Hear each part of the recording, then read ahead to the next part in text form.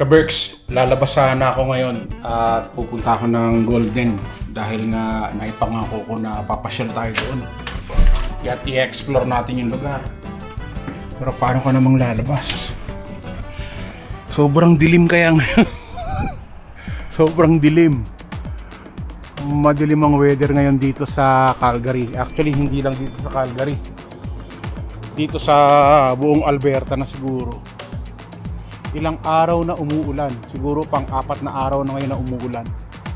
At yung tubig sa Bow River, sa Elbow River, at kung saan mang river dito sa Calgary area, papuntang Banff, eh talagang baha. Baha ngayon. So, ayoko munang lumabas, ayoko makipagsapalaran. Balita ko nga yung daanan mula sa Golden papunta ng Vancouver, sarado dahil may landslide. So, ganun ka komplikado yung kalsada ngayon dito sa Alberta papuntang BC. Sobrang dilim at sobrang basa lahat.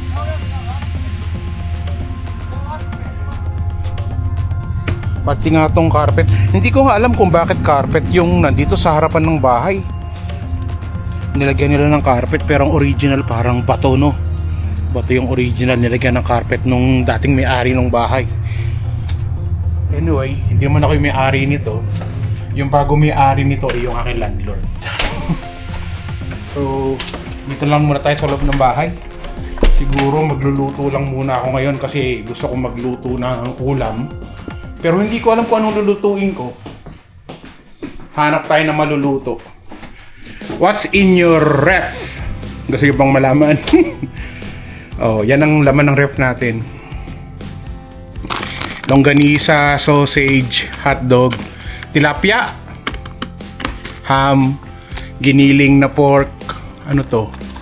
Chicken, spring roll, wrapper, hipon, karne, at kung ano-ano pa.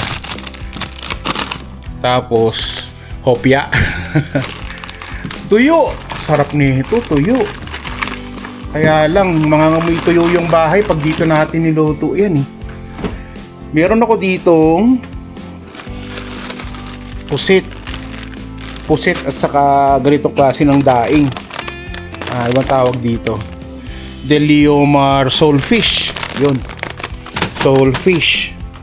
Meron akong nabiling pork kahapon. Kung napanood nyo yung video ko sa YouTube, no, sa Facebook, binili natin niya kasi nag-sale.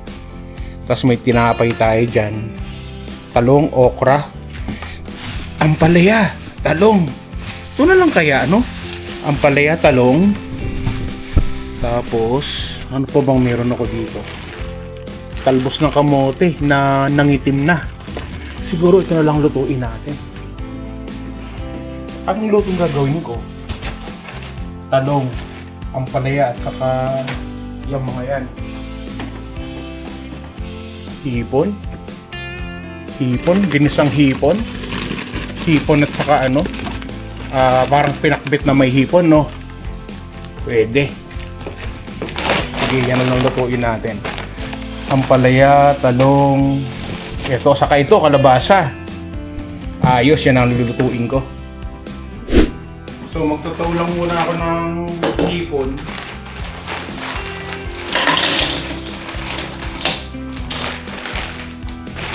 Okay na siguro to, Kaberks. Siyempre, susuli natin doon sa lagayan natin. Tipid-tipid din pag may time.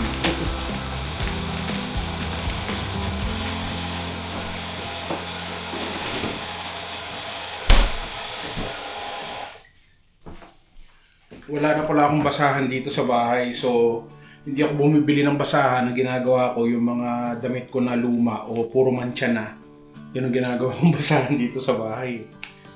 Sabi nila, wag daw gagawin yun kasi may pamahiin daw na masama daw yun, pero di man ako naniniwala doon. Basta pagka meron na akong damit na hindi ko na sinusuot o puro mancha na, ginagawa ko ng basahan dito sa bahay. Kaya tinan niyo si Chris Cusinero hanggang ngayon, basahan pa rin. Diba? No, meron na akong instant na basahan dito sa bahay. Dalawa pa. Ayos oh. Basahan. Tatagal din naman ng mga ilang linggo to bago maghanap ulit ako ng bagong basahan. Tapos yung isa ilalagay ko lang dito sa may tabi ng kalan para may punasan ako. Ito naman, para dyan, para hindi tumakbo. Di ba? Okay, mag-prepare na tayo ng ampalaya sa katalong para ito yung lunch natin for today.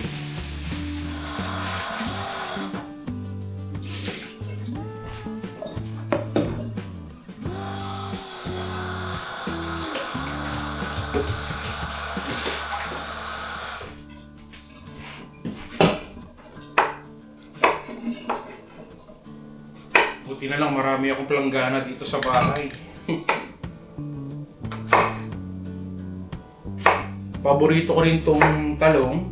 Maski na iprito mo nga lang to tapos isasawsaw mo sa bagoong o kaya sa toyo mansi. Okay na, panalo na, solved na, di ba?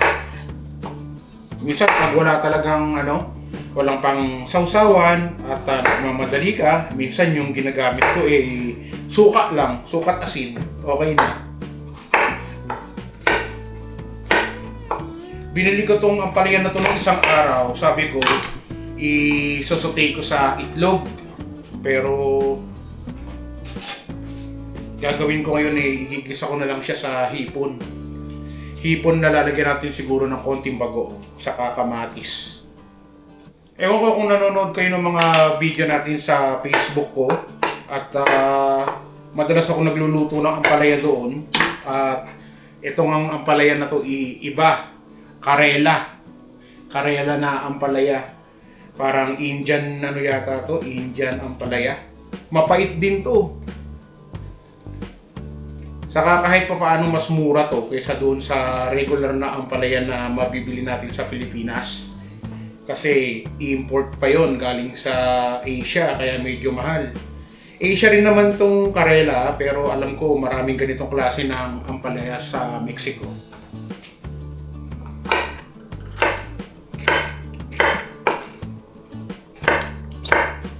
Tapos pagsasama-samahin ko na yung talong saka yung ampalaya na yan para sabay na maluto mamaya.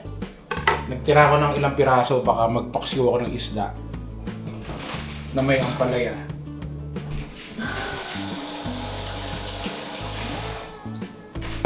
So ito yung kalabasa natin. Kapag nagluto nga ako ng kalabasa saka ng potato, hindi ko binabalatan yung mga yan. Kaya akong binabalatan sila. Tutubo kaya itong mga buto na to? Kasi tama-tama, maulan ngayon. Kahit na hindi mo bantayan yan at hindi mo diligan, baka tumubo yan, no?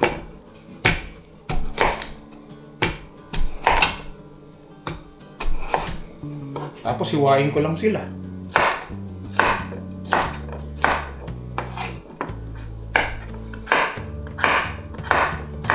Diba? Ganyan lang yan.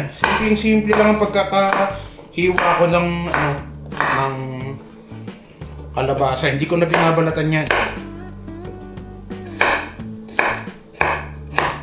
Ayoko magkadurog-durog yung mga kalabasa ko mamaya. Gusto ko naka-form pa rin sila dun sa balat.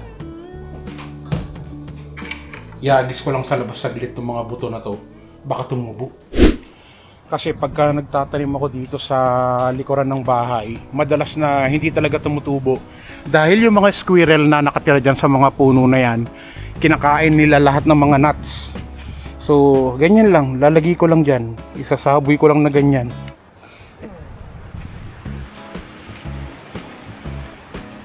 Kung tutubo, edi okay. Kung hindi tutubo, edi hindi tutubo. Diba? Sipag talaga nung nakatira dyan sa baba talagang lagi niyang alaga itong mga damo dito sa likod ng bahay kasi lagi siya tumatambay dito, nagbabarbecue siya dyan sa kanyang ihawan tapos nagbo-bonfire siya dito madalas. Ito yung puno na nabuwal nung nakaraan, diba? Akala ko patay na pero buhay may dahon na naman sila, diba? Basta ihagis ko lang itong mga kalabasa na to, yung mga buto na to dyan. Pag may tumubo dyan, swerte. Pero sana meron. Di ba? Ayokong itanim kasi napoprostrate ako. Magtatanim ka ng mga gulay dito, tapos after 1 week hinuhukay ng mga squirrel, tapos kinakain nila. So yun, hagis-hagis lang. Tumubo, edi salamat. Kung hindi tumubo, edi hindi ko ina-expect. Tama ba? Okay na rin tong binabad natin mga hipon. Saglit lang talagang matutong mga hipon na to.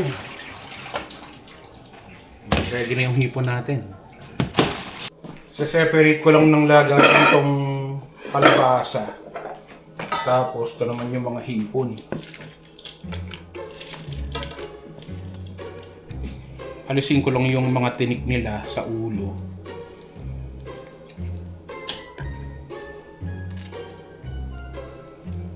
Pag nasa mood ako, inaalis ko pa yung mga yan. Pati nga yun nandito sa gitna. Pero pag wala ako sa mood, pag tinatamad ako, hindi na. Depende talaga sa mood yan eh. Kasi pagka nagka-camping ka, talagang hindi mo nalilinisin yan eh. Naalala ko nung nasa Bataan ako, pagka nanguhuli kami ng hipon sa ilog, diretso na kaagad yan sa sa sinigang. Walang alis-alis dyan. Lahat yan kasama sa sinigang. Ngayon lang talaga nagkaroon ng mga kaartihan sa mga pagluluto eh. Yung mga vlogger sa pagluluto, kailangan lahat ng kaartihan, lahat ng kaek-ekan ginagawa mo eh. Lalagay ko pa ba tong talbos ng kamote para dito sa lulutuin ko? Hindi ko alam kung lalagyan ko ang talbos ng kamote. Sige na, lagyan na nga natin. Kasi pasira na rin tong talbos ng kamote ko. Kita nyo naman ka-Berks. Nagba-brown na sila. Pero gagamitin ko pa rin to. Sayang to eh. Mahal ng talbos ng kamote dito sa Canada. Hindi ko lang kagad naluto tong mga to kasi may trabaho din ako syempre. At saka pag nagbablog ako, editing pa lang, nauubos na yung oras ko talaga. Mahirap din talaga mag-vlog eh. Ramdam yan ng mga taong mga nagbablog. Tapos ikaw nanonood ka lang, magko-comment ka, magko-complain ka, magbabash ka kay Chris Cusinero. Eh di, anak ka ng tipakalong ka. Joke lang, nagpapatawa lang ako. Okay lang yan, ganun talaga. Nasa social media ka, so natural lang na ibabash ka. Diba? Okay lang yun, ibas nyo lang ako ng ibas dyan. Basta make sure, huwag nyo skip yung ads pagka binabash nyo ako, ha? Para matuwa naman ako sa inyo. O, di ba? Pati tong tangkay na to, kukunin ko pa rin yan. Sayang yan eh. Ayos. Sama natin yung sa igigisa natin mamaya. Ano kalalabasan? O, ewan ko kung anong kalalabasan. Basta ayokong sayangin yung mga yan. Pwede yan. Bakit hindi po pwede? Sino nagsabi? It's my kitchen. It's my rules. Wala kang magagawa. Manood ka lang dyan. Iwa lang muna ako ng mga panggisa natin. Meron ako ditong natirang sibuyas na pinaglutuan ko kahapon. So, okay na to. Tapos meron akong bawang dito. Yung bawang ko, madalas, bumibili ako ng nakabalat na. Kasi mura lang naman yan eh. $4 mahigit. Nakabalat na yan. Tapos ini-stock ko lang siya sa ref para hindi agad siya masira.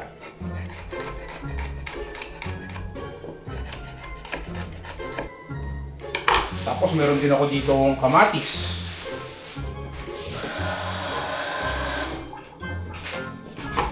Hindi ko na inaalis yung tampok niya dito sa dulo. Okay lang yan.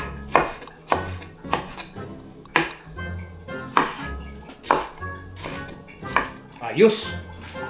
Kompleto na yung mga panggisa natin. So lutuin na natin yung ating ulam na tanghalian ngayong araw. Ito na lang yung gagamitin kong lutuan ngayong araw. Itong aking electric wok. Ayan.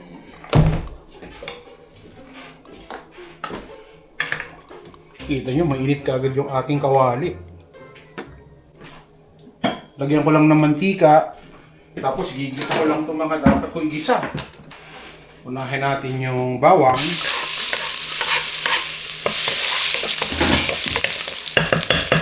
Sunod na natin kagad itong sibuyas.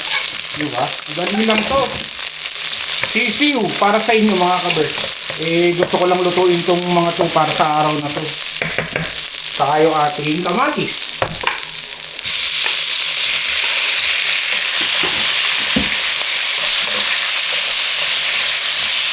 Lalagay ko na ngayon tong ating hipon.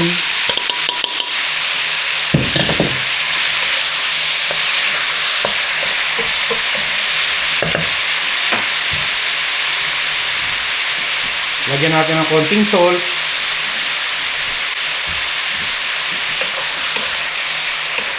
Tapos ang gagawin ko lang dyan, lulutuin ko lang yung hipon. So tatakpan ko lang yan. Tapos maya maya, luto na yung mga hipon na yan. Ayos. Luto na agad yung mga hipon natin, ka-Berks. Alisin ko lang muna tong mga hipon na to. Kasi igigisa ko muna yung mga gulay. Hindi kasi pwede na magtagal yung mga hipon na to dito sa lutuan natin. Titigas yung mga hipon. Saka magsishrink sila. So unahin ko na to ating kalabasa.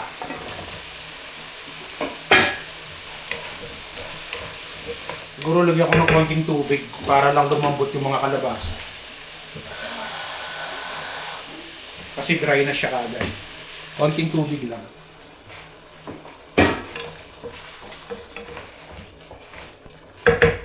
Mga saglit na saglit lang natin pakukuluan yan. Tapos lalagyan natin tong ampalaya at saka talong. Okay na tong kalabasa natin. Ayoko na masyadong madurog. Lagyan na natin ngayon yung ating ampalaya at talong. Hindi ka nababag yung talong.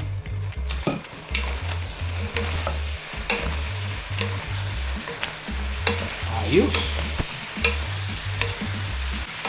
Yung talong hindi ko nababad. Nangitim siya. Okay lang yan. Ako lang nakakain yan. Hindi ko makain si Angelo ng gulay. Lagyan pa natin ng konting tubig pa. Ayos. Naku, mangangamoy bagoong na naman yung aking mga damit niyan. Lagyan na rin natin ng konting bagoong. Ayos! Sarap! Sabi nung iba, wag mong pakahaluin. Papait yung ampalaya. Yun talagang gusto ko. Yung mapait na ampalaya, gusto ko yun. Ayos!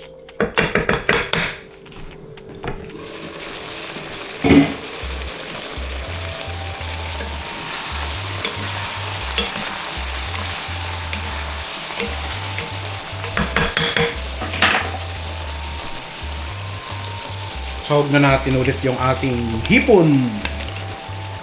Ayos!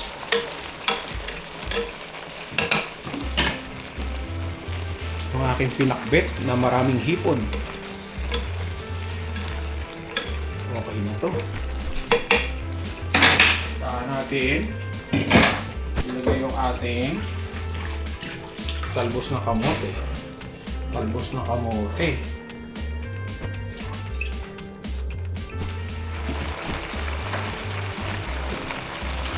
So, nilagay ko na rin itong talbos ng kamote.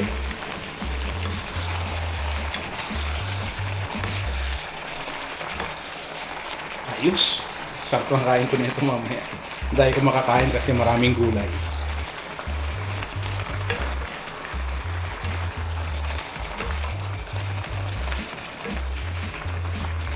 Ganyan lang pagkain probinsya. Lumaki rin ako sa Bataan, sa province of Bataan, sa Orani. Talagang ang ulam namin doon hindi nyo na itatanong talagang kung ano lang yung nasa paligid ng bahay yun ang niluluto ko.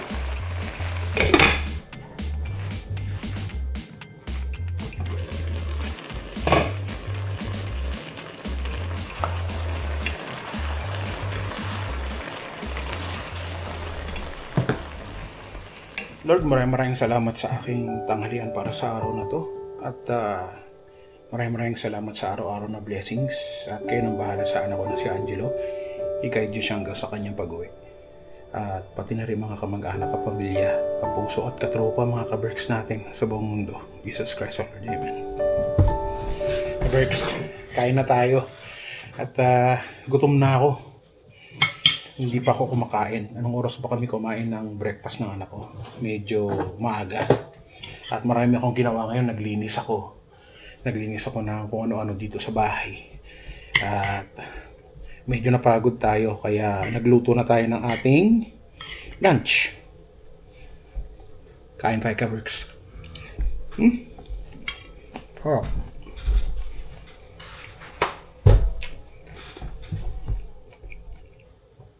Hipon to the max.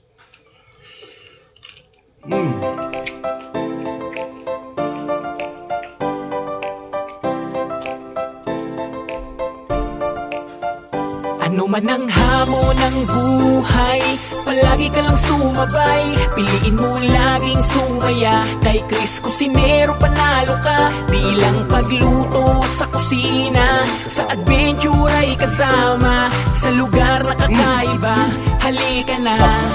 Kay Chris Cusinero na. Halika na't sumama ka at manood. Mga matay mamamangha, di lang dyan ang mabubusog. May mga lugar pa lang, ganito ang nangyayari. Kapag nakita mo, mapapawaw, mapapagrabe. Mga ka-birds, tara muna gala. Mga lugar dito kanyang ipapakita. At sa pagluto, matik kayo ay tatakamin. Pag Chris Cusinero, matik papasarapin. Yum! OFW na nagsumikap ng ibang bayan kahit malayo sa pamilya. Bilang chef sa tagal na trabaho, pangarap na abot sa Canada na patungo. At di nagpatalo sa hamon ng buhay, para sa pangarap at nabigyan ng kulay. Walang imposible pag kaya mo kapag